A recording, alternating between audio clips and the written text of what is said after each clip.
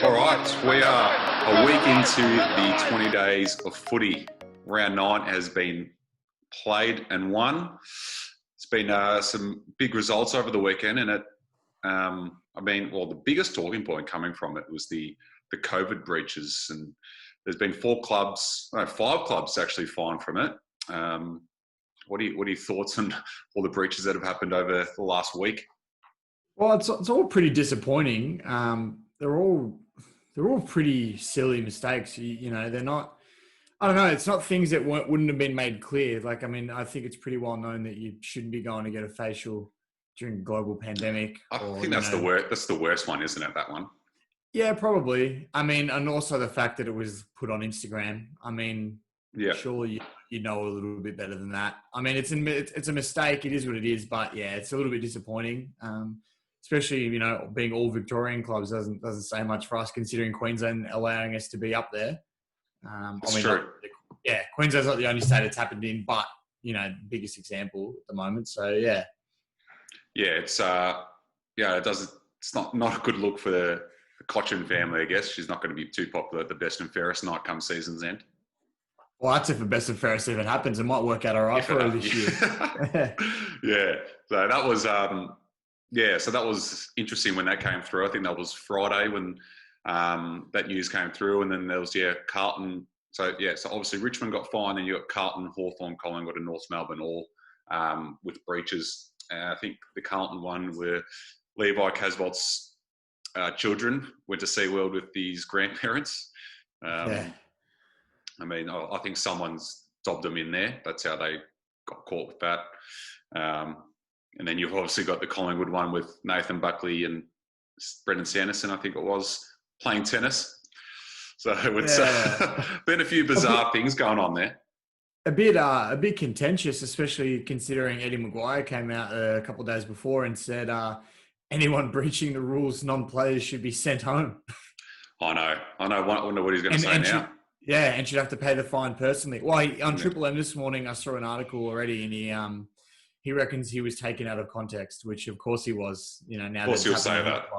Yeah, of course he'll say that. So, yeah, he always when he gets his back against the wall, he tries to deny. I think, but yeah. Well, yeah. So that were the big talking points anyway off the field. Obviously with COVID, just with Queensland hosting a lot of the footy now, that's the last thing they want is for it to sort of spread around there. Because if that happens, that's going to throw things into chaos, and AFL can't really afford that. So that's why they've really, gone hard with these fines, and rightly so. I completely agree with what the AFL are doing, and I think it's the right call there.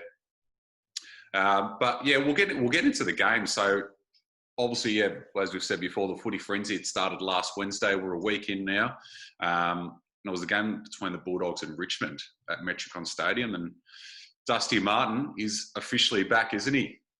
Oh, he definitely is. What a game. What a game. Now, I know I'm recycling this from Mick Malloy, but can we start officially calling Dusty the new Christian Petrarca? Oh, he's almost at Petrarca's level now, I think, isn't he? Oh, honestly. It's almost like he heard everyone, talking about, these players becoming the new Dusty, and he thought, no, I'm still here. I'm going to show everybody I'm still around. And he came back in a big way. It was a real statement game from him, wasn't it? Oh, big time. And from the Tigers in general, I think. Yeah. We had 10 players out there with less than 40 games experience, and we really just, showed the Dogs up in a big way. It was a massive win, and I think it was good early with Jack and Tom Lynch both getting on the board after being scrutinised in the media. Yeah. Leading up to the game. So I think it was just to start the game the way we did, and then, you really put the foot on the throat, I guess you can say, and just sort of ran it out. And the Dogs never really looked like getting on top at any stage. So it was good. Do you think the Dogs are still finals contenders with their inconsistency? I think so. I think their best footy is good enough to make finals. I think top 4 is probably out of the question for them, but I think they can definitely make finals. Just, we've seen their best, and it's good enough. But for me, I think the biggest takeout from this game is just the form of Richmond. And I think it was, about this time last season where they really started to make their mark on the competition. And, when they slowly get all their players back, they're a dangerous force. And it showed. Dusty Martin back at his best, that helps.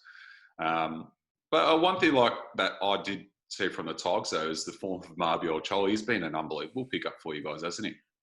Oh, Chol has been fantastic. And the way he stuck it out, he's been in the club now for a few years and he hasn't really had the chance that he's probably, I don't know, maybe he just wasn't ready. And I think, he's definitely shown that he's ready to be in the AFL. And he's such a selfless player as well. He gave off about a couple of goals that he could have kicked himself. And just the way he brings his teammates into the play is really impressive. Yeah. So I was really impressed with his game. And he's had a really good season this season as well. So Togs, looking very good for me. And I think for me anyway, I'm going to tip them for the flag just with the way they're tracking at the moment. They're looking very good, very good. But we'll go to the votes for that game. So we gave 1 vote to Jake Arts, 2 votes to Jack McRae, and 3 votes to Dusty Martin, who could be making a late charge for the pressure point voting. See how he goes. Oh, jeez.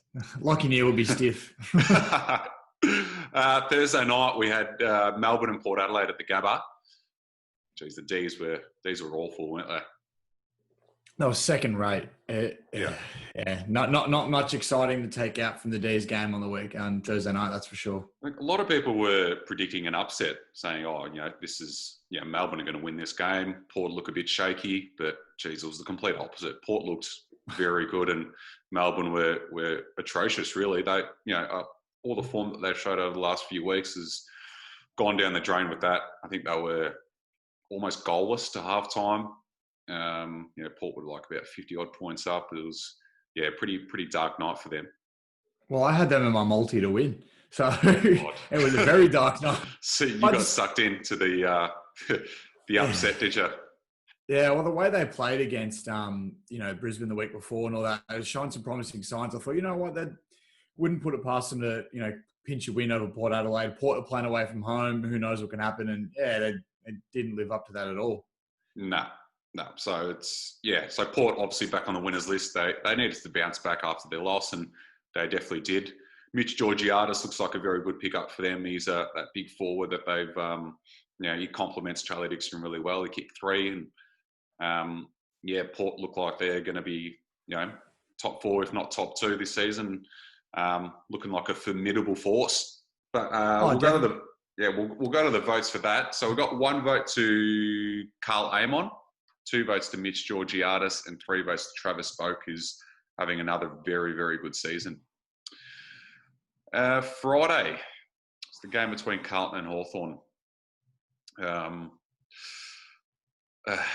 So you want me to leave? Well, all right, I'll try not to rant too much about this, but Carlton, they blew a 31-0 lead. And we were watching this game together, weren't we? And I think we were talking at quarter time and saying, geez, how do we get a ticket to the grand final? Generally asking the question, how do we get tickets to the grand final if it's interstate?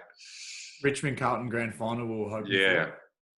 And it's like they heard us and they pretty much didn't touch the footy after quarter time. And Hawthorn just was an onslaught. It was an onslaught and Carlton just didn't know how to deal with it. I think it was a 60-odd point turnaround. Hawthorn ended up winning by 31 points. And, pretty very disappointing and a pretty concerning day for a Carlton fan. Just to, be up and dominate a team so well in that first quarter to just stop, really. So it was a bit disappointing. I don't know, what were your thoughts on it? Oh, exactly the same as you. Like you said, at the end of the first quarter, we thought, here we go, Blues are on. And you know what? It wasn't like Hawthorn were playing bad. The quality of the Blues football in that first quarter was honestly, finals material. Yeah. The way they were playing was unbelievable. Patrick Cripps just looked phenomenal in that first quarter. And then, I don't know. I think Hawthorn started kicking a couple back and it's almost like Carlton just lost confidence. They just didn't look like the same side that was in the first quarter. And Patrick Cripps tried to take the game on a bit too much himself, I thought. put a bit too much pressure on his own back and made some silly mistakes he wouldn't normally make. So, yeah, just disappointing for the Blues, obviously. But on the Hawthorn side of things, Tom Mitchell back to his best footy. Yeah, for sure. That was his best game for the season. I mean, yeah, he really led the charge for them. They went on a rampage, and it was like as a neutral, it probably would have been good to see, but yeah, as a Carlton fan, it was pretty concerning just seeing the way Hawthorn were able to just take control of the game like that. It was yeah. Well, I guess as I said, well, we say this every week. They're coached by Clarko, so we expect Hawthorn to show something. They were due. They've lost 4 in a row, so they were definitely due for a win, and yeah, they'd be very happy with that one. Votes for that game, we go 1 vote to Patrick Cripps, 2 votes to Jack Gunston, and 3 votes to Tom Mitchell.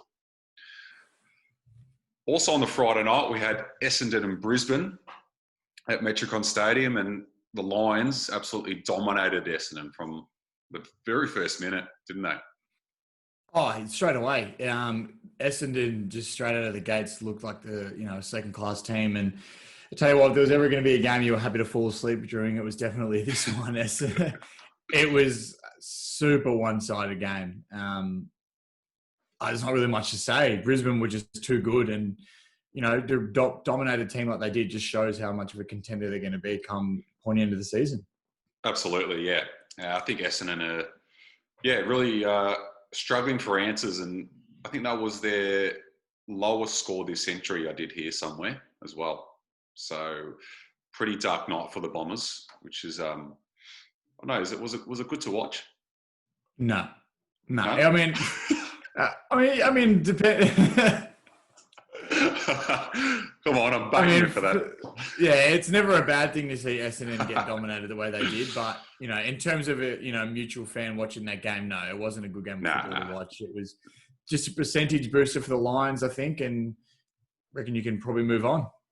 Yeah, definitely. We'll go straight to the votes. We got 1 vote to Alex Witherden, 2 votes to Charlie Cameron, who was sensational again, and 3 votes to Lachie Neale, who just keeps on keeping on. I think he's at 20 votes now for the pressure point voting. Yeah, he's right up there. He's dominating. All right, Saturday afternoon, we had North Melbourne and Adelaide, battle of the bottom clubs, and very concerning for Adelaide. There's a 60-point gap between those 2 teams now. Yeah, and North Melbourne actually looked good. So, I mean, they haven't in a long time this season, and I guess if there's any side to do it against, it was always going to be the Crows. But I think the most exciting talking point out of this is definitely Matt Jackdaw's return to football. Oh, how good is it? It's just a great story, isn't it? After everything he's been through, mental health, physical injuries, all the rest of it, to come back, and he kicked a goal as well, and just the emotion you could see in his face after kicking that goal was honestly beautiful. That's the only word for it. Oh, it was an amazing moment. It was just an amazing story. I think there was a feature that came out pre-game of his battles, and he had to learn to walk again, and going through that would be hard enough, and just getting back to playing footy at an elite level is just incredible. So that's. Yeah, I thought that was really good, and the way the players got around him when he kicked that goal was really good to see. Yeah, phenomenal. And he wasn't given a chance of walking properly again, his doctor said. Yeah. So like you said, to come back at an elite level is fantastic. But after watching that game, do we think Adelaide's going to win one this year? I don't know. I think they're a chance if they play at home. I think away from home, no, but. I think maybe the Adelaide Oval they could probably pinch one, but they were really poor, weren't they? That for a team like North Melbourne who've been pretty bad as well, to lose to them by 10 goals is pretty concerning, and they just look, I don't know, they just look completely out of whack. They just don't look like an AFL standard team, do they? No, they look like a shambles. They honestly look like a shambles. So a bit concerning for them, but we'll go to the votes for that game. We'll go 1 vote to Aaron Hall, 2 votes to Jed Anderson, and 3 votes to Luke McDonald, who had his own footy that game. Oh, come off the back line as well. He just racked it up. And again, Adelaide not putting anyone on him as well was concerning. We had St Kilda and Sydney at the Gabba later that day. St Kilda, I think they're a massive chance for top four now. They looked elite, especially in that last quarter where they completely dominated. And it was pretty good. It was a pretty good game for 3 quarters, but then St Kilda just absolutely kicked clear, and they looked very, very good. Yeah, I've always I wasn't one to jump on the St Kilda bandwagon too soon. I know what they did last year and showed a bit of promise, but I think now it's hard to ignore them for being like you said, a top 4 side almost. They're looking elite at the moment, and the way they use the ball between each other, they got good chemistry on field, and it shows with their results. Yeah, it's unbelievable, and Jack Steele just keeps dominating. He's really taken his game to the next level this season, and then you got players like Zach Jones against his old side was pretty good. Rowan Marshall in the ruck. They're just they're a well-rounded team. St Kilda. They just need to play consistently. Because it was only a few weeks ago where we had a few passionate Saints fans talking about that bad loss to Freo. So they just need to put it together consistently, and if they can, I reckon they can definitely finish top 4. Yeah, definitely. All right. So the votes for that game, we gave 1 vote to Luke Parker, 2 votes to Jade Gresham, and 3 votes to Jack Steele, who is really climbing the pressure point leaderboard as we speak. All right. Saturday night, we had West Coast and Geelong at Optus Stadium. This was a brilliant game. I thoroughly enjoyed it. Game of the round, you reckon?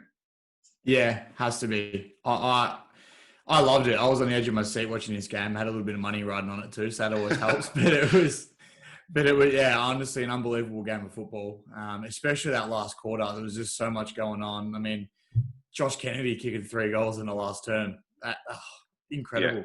Yeah. He's a superstar. He's having a absolute purple patch at the moment. He's kicked nearly 20 goals in about a month, hasn't he? He's absolutely dominated. He's coming to claim his Coleman medal, that's for sure. Yeah. So at his age as well, like he's getting on, and he's still playing really well. Nick Nat though was just, I reckon, one of the best players on the ground, and his ruck work is just unique, the way he moves around the ground for his size.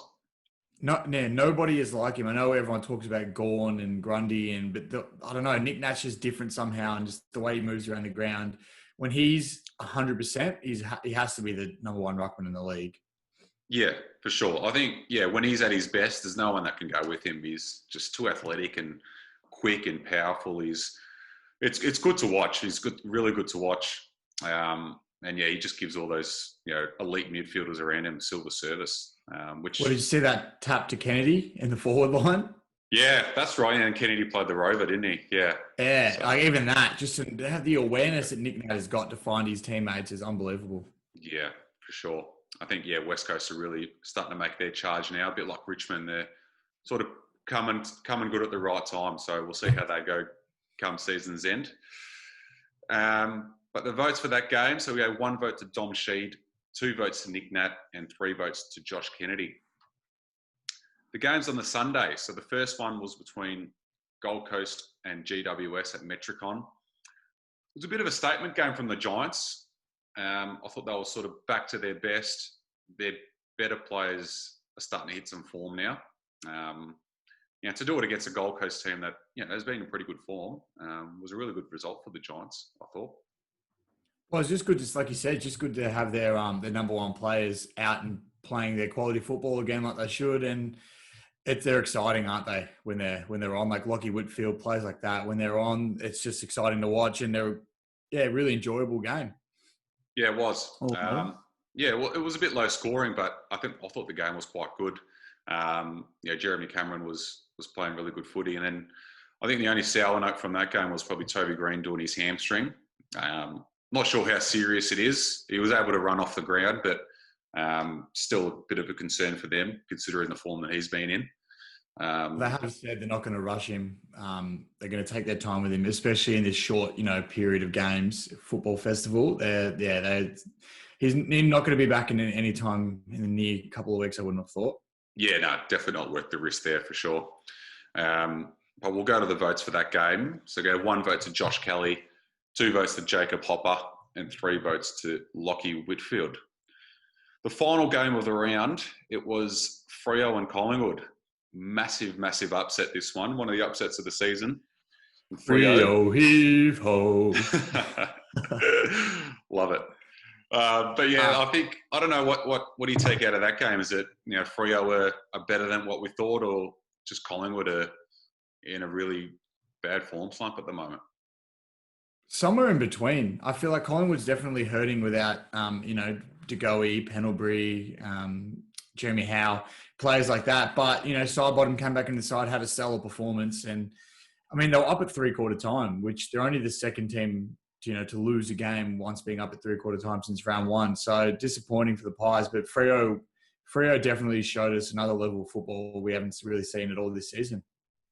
Yeah, it was great to see. I mean, like that. Yeah, as I said, Collingwood are up at three-quarter time, so Freo were challenged, and to run away with the result in the end was a really good effort. And yeah, as you said, still Sidebottom, really came in and really wanted to prove himself, didn't he? He was one of the best players on the ground, but yeah, that's a huge win for Freo, and alarm bells for Collingwood a bit. That's a few losses like that this season where they just haven't been up to it, and you never know with everything that went on leading up to that game, that might have affected them a little bit. So, but we'll go to the votes for that game. So still Sidebottom got 1 vote, 2 votes to Luke Ryan, and 3 votes to Matt Taberner, who's having a really good season. He kicked 4 goals in that game, didn't he? Yeah, huge season. Just doesn't kick goals when I've got him in my multi, unfortunately. All right, so that is round 9 done. And with the way the season's going at the moment, we've got round 10 starting straight away. So, so we're recording on a Monday, and the round 10 starts tonight, a day after round 9 is finished. So incredible stuff. But as a footy fan, we love this. So, but we've got Port Adelaide and the Bulldogs tonight at Adelaide Oval. This is a big Monday night game. Dogs need to bounce back. Yeah, definitely. It's a really big game. I mean, Port Adelaide and the way they've been playing is fantastic. So I presume they'll continue that form into this game. But it's definitely a chance for the Dogs to, to find some consistency and show that, I was questioning them just before. So it's a good chance for them to show that, we are a final side and we're going to stay that way. So big game. Yeah, I think this is the kind of game that the Bulldogs like. Needing to bounce back a bit under pressure and away from home, and we'll see. I think it's going to be a really good game. I'm still going to tip Port just because it's over there and then they're in better form, but I think this will be a really good game. What do you reckon? I agree. I think Port will win. I don't see the Dogs beating them, but I feel like they will put up a big challenge. I don't think they'll go down easily. Yeah, for sure. All right. Tuesday night. So, there's a game every week, which we love. Tuesday night footy. This is probably the match of the round. Richmond and Brisbane at Metricon. I certainly hope. I'm pumped. I'm really pumped. I'm a little bit nervous because Brisbane are just such a good side and the way they've been playing is really good. But in saying that, like you said earlier, Richmond's really starting to find some form at the moment and we've got a good record. We haven't lost to Brisbane in about 11 years now. So, I mean, but then in saying that, they'll be out to break that little hoodoo they've got there. So, exciting game. Definitely a game of the round in my eyes. I think it'll be a close one. But it's battle of the superstars tonight. Dusty's found some form and Lachie Neale's been in it all year. Who do you think is going to have the bigger impact? Well, I don't know. It's hard to go past Lachie Neale just for his consistency this season. He's just constantly racked up the footy and he's kicking goals too. But then, if you look at Dusty and the way he played last week, if he can back that up, then he's, no one can stop Dusty at his best. I feel like Lachie Neale, if you put the right tag on him, you could probably quell his influence, but Dusty can't be stopped when he's at his ultimate best. So, I know. You love watching Dusty in that sort of form. So if he can have another game like that, I think that goes a long way to a Richmond win. But the Lions have just, looked good all season. So for me, I'm going to tip Brisbane just, but wouldn't surprise me if Richmond got up as well. It's another really close game for mine. Yeah, I'm going to disagree with that. I'm going to tip the Tigers, which I know I do every week. But I think our youth will hopefully stand up, and we do play well against Brisbane. We match up quite nicely, and I'm tipping Dusty to have another big one like last week. So yeah, Tigers for me. Yeah. All right. Wednesday, we have Geelong and North Melbourne at the Gabba. I think the Cats will be hurting after their narrow loss to the Eagles, and we'll definitely be wanting to bounce back after that. But I think North will give them a bit of a game if they can back up their form from last week. Well, I think North should take some confidence in beat. I know they only beat Adelaide, but they beat them well. And like I said, the whole team really gelled together quite nicely. Had a really good game. So I think they will give the Cats a good run. But for the Cats, considering they were up pretty much the whole game against West Coast and then lost it in the last quarter, I don't think they'll roll over to North this week. I'm tipping the Cats definitely. Yeah. I still think the Cats will win. I think they'll win quite comfortably there. So there's another game on a Wednesday as well. So there's two games on the Wednesday. We've got Adelaide and Melbourne at Adelaide Oval. Melbourne would want to find some form in this game, otherwise the critics are going to come for them once again. Yeah, you can't. I mean, you can't imagine the scrutiny they'll cop if they drop this game in Adelaide. They really need this as a confidence boosting win to sort of try and reinvigorate their season. But in saying that, this is another slither of a chance for Adelaide to get a win on the board. You know, they had second bottom of the ladder against North last week, didn't do it. But Melbourne, you'd think would be another opportunity for them to try and get one? Yeah, definitely. And you look at Adelaide's form when they played at home this season, they've actually been pretty competitive, and they probably should have pinched one against Essendon the other week. So, you know, if they can keep in touch with Melbourne, and you know, if they're still in the game early in the last quarter, then they're definitely a chance to win it. But I think Melbourne, they'll be wanting to bounce back. They really copped it after their performance against Port, and I think they'll definitely want to bounce back there. So I'm going to tip Melbourne. I think they'll win by a few goals. I'm gonna go against the grain here a little bit. I'm gonna tip the Crows to get their first win. Yeah, I'm gonna tip them to get their first win of the year. Melbourne just seem a little bit of a shambles at the moment. I think the Crows might try to capitalise on that. Love it. I love it. I'll make sure we let some Melbourne supporters know about that one. All right, Thursday, we've got Collingwood and Sydney at the Gabba. The Pies need to find form super quick, and I think this is a really good opportunity for them. It's their first game in the Queensland hub as well, so they're leaving Perth for the first time in a few weeks, and they come up against the Sydney side, who's been pretty competitive this season. I mean, their ladder position might not suggest that, but they've actually been pretty good. So I think the Pies should win this. I know you can't see them losing again, can you? No, I can't see Collingwood losing this week. But I mean, like you said, Sydney find a way to stay in games. I mean, blokes like Tom Papley kicking goals every week. They always keep niggling on you, but I think the Pies will definitely win. I reckon a change of scenery for them might help as well. They haven't had a whole lot of luck down in Perth, so I think Queensland might be a nice change for them and get the win.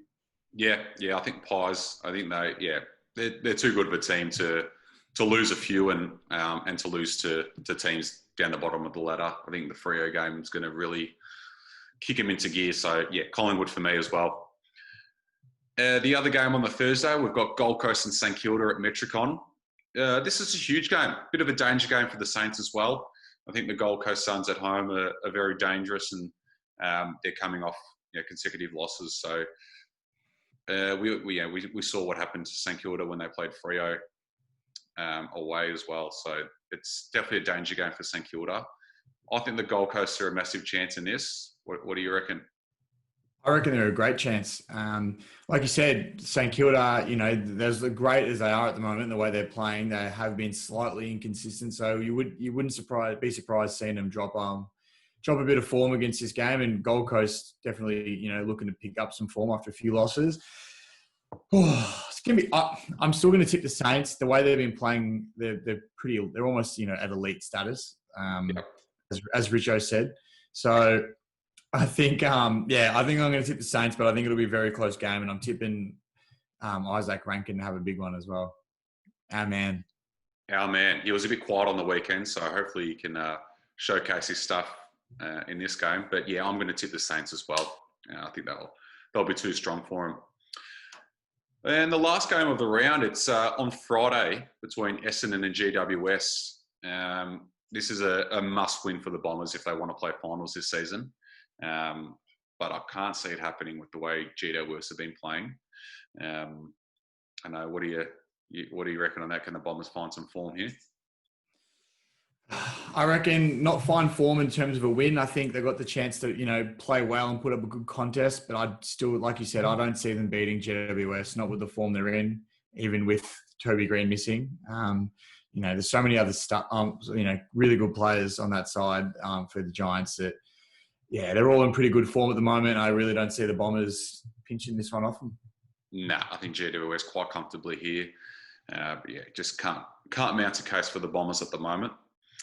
But that is all the games for round 10. There's 4 teams with the bye this round, so it's a bit of a shorter game, shorter round, sorry. And that will, I think, so over rounds 11 and 12, there'll also be a few byes in there as well, just to give some teams a rest.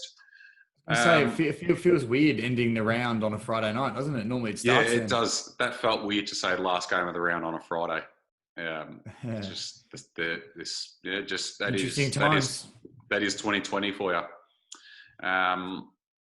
So we'll go into our favourite segment. It is spot on or way off. I'll let you kick off this one, Quinn. I know you've got some beauties lined up. I've got a couple good ones. So I'll start off with my first one is Eddie Maguire should be more careful when publicly outing and calling for people's heads. Spot on. Although I love it because he gives us a lot to talk about. That's for sure. But yeah, spot on. He ends up biting him on the ass, doesn't it? Yeah, I was going to say, he ends up with a bit of egg on his face there. It's happened twice now that he said something and then someone from his team's gone and pretty much, thrown a bit of egg in his face. But yeah, no, I'm the same as you. I love it, but I think he should probably, for Collingwood's sake, be a little bit more careful. Yeah, for sure. All right. Richmond are now the premiership favourites and will only get better. Ooh. I'm going to say partly spot on, but partly way off. My spot on is that I think they will only get better from here on out. I still think West Coast at the moment are still premiership favourites, but Richmond are not far behind at all. I think they're tailing them very closely, and I think they will only get better from here on out. So if Richmond beat Brisbane comfortably, will you change your tune on that? Yeah, I'll start walking up and down Punt Road with the jumper on, getting ready to celebrate grand final day if that happens. So, thought so. All right. After a couple of recent losses, is Gold Coast's string of success this season finished? I'm going to say way off. I think they've come across some decent sides, and they haven't been completely embarrassed. So I think that's way off. I think they're still got, their form early on was still pretty good. So I think that they can't really drop their heads over the next few weeks. And I think if they do, then we can say yes. But, I think way off from mine. I think they've still got a few wins left in them. Yeah, I agree with you on that one. Yeah. All right, last one. The AFL should be ashamed after standing down their journo for reposting Brooke Cotchin's Insta post.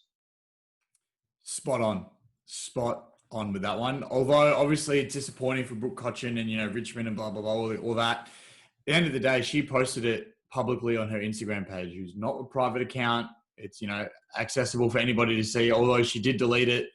Once it's up on the internet, it's always on the internet. So he didn't go into her it didn't breach her privacy because she uploaded it herself. So I think, definitely spot on. They should be ashamed of themselves for that.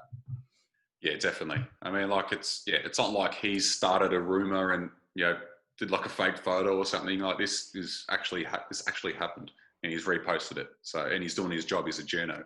So I don't understand it. I don't know what the AFL are doing there. They've lost the plot a bit. But, oh well. Well, that is us done. That is another episode down. We're trying to cram all these in whenever we can. Just with the way the season's moving, it's crazy. With the round just finished yesterday, and we've got the new round starting again tonight. So, yeah, we're doing this through Zoom at the moment, and yeah, with Melbourne going into stage 4 lockdown, we can't really get together, so we've had to do this via Zoom, and we hope the quality isn't too bad. I mean, it's not going to be as good as it usually is, but we're doing what we can, and it's probably going to be like this for 6 weeks now, isn't it? I think it will be, but it's, it's working. It's something different. And we're making do, and just like you said, doing all we can to sort of keep this happening and, make the most of a bad situation. That's it. So, yeah, so we're doing our best, and yeah, so this, as we said, this round finishes on the Friday, so we'll probably try to get our next episode in after that game, or over the weekend sometime, and try to get a review and preview done as well. But yeah, as we say every week, make sure you leave us a review and subscribe to us on YouTube. We appreciate all the support and can't thank you guys enough. And yeah, as we're talking on a Monday, have a great week, and we hope your team wins. Pressure point! Pressure point! Pressure point!